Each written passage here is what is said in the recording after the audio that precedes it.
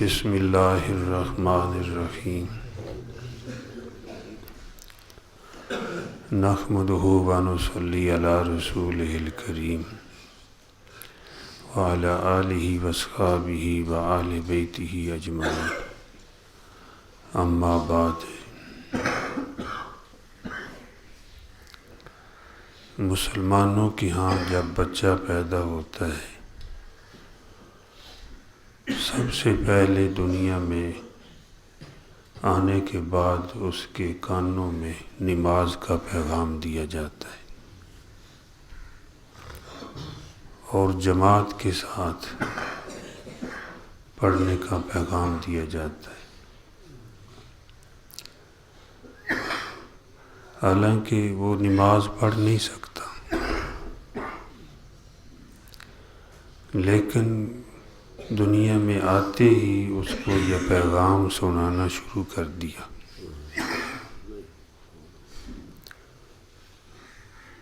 اور وہ سال کے بعد بھی نہیں پڑھ سکتا، 2 سال کے بعد بھی نہیں پڑھ سکتا،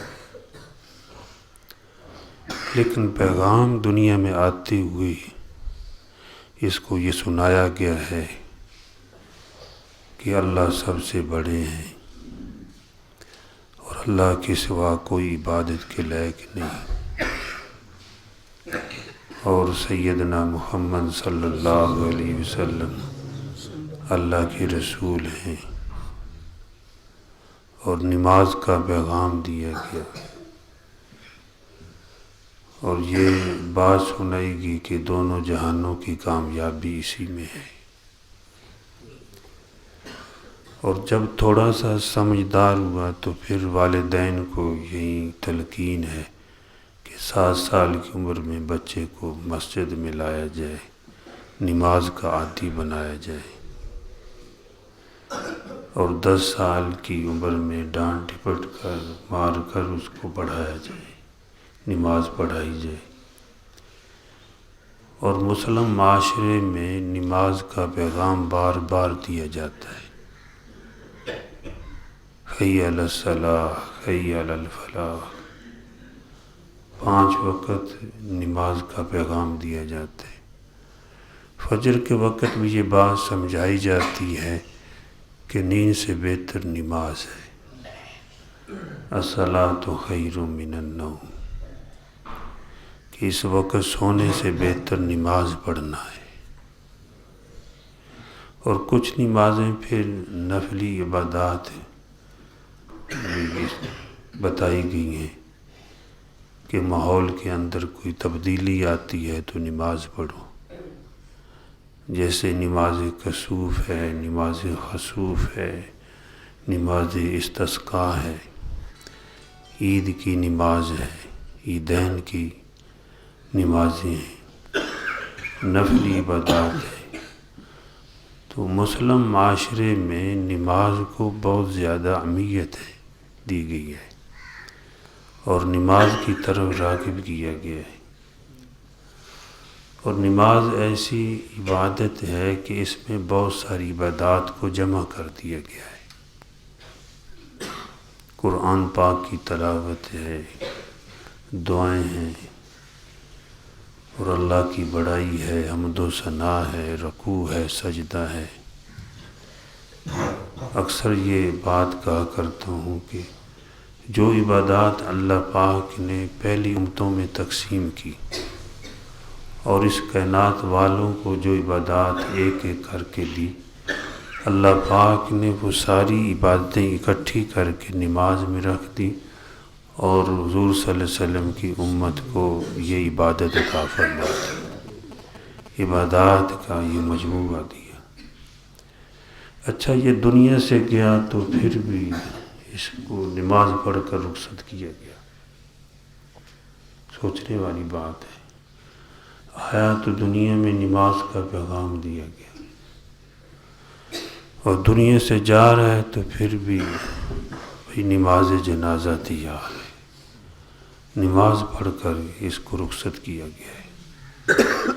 مرنے والا اگر نمازی ہے، نماز کے ساتھ اس کی دل لگی ہے، تو حدیث پاک میں ہے کہ یہ قبر میں جب دفن کیا جاتا ہے تو بیدار ہوتا ہے، آنکھیں مل رہا ہوتا ہے، بیٹھتا ہے اور آنکھیں مل رہا ہوتا ہے، حضور صلی اللہ علیہ وسلم نے فرمایا، اور وقت ایسا محسوس کرتا ہے کہ جیسے سورج غروب ہو رہا ہے۔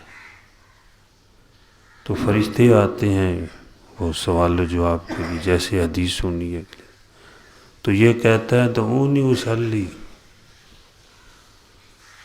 دعونی اصلی، چھوڑو مجھے نماز پڑھنے تو، وقت تھوڑا رہ گیا، عصر کا وقت ایسے جیسے سورج ڈوب رہا ہے۔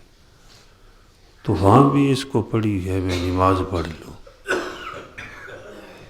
حالانکہ وہاں نماز تو فرض نہیں ہے، لیکن دنیا میں نماز، وہاں پہ بھی نماز۔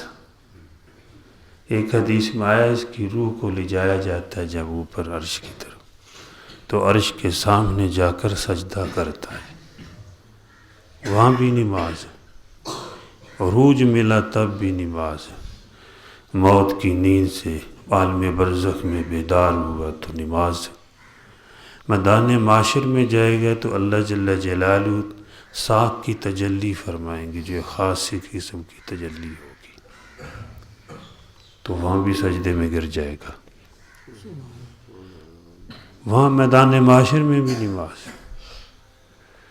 تو میرے بھائیو، دوستو، بزرگوں، مسلمان کی زندگی میں نماز کا عمل نمایاں ہے، اور نماز کی برکت سے یہ پاک رہتا ہے، نماز کی برکت سے یہ بے باک نہیں ہوتا، اس کو ایک فکر ہوتی ہے کہ فجر کی نماز پڑھی ہے، اب ظہر کا وقت آئے گا، عصر کا آئے گا، اس فکر میں لگا رہتا ہے، اسی فکر میں رات ہو جاتی ہے، اسی فکر میں سوتا ہے، اسی فکر میں جاگتا ہے۔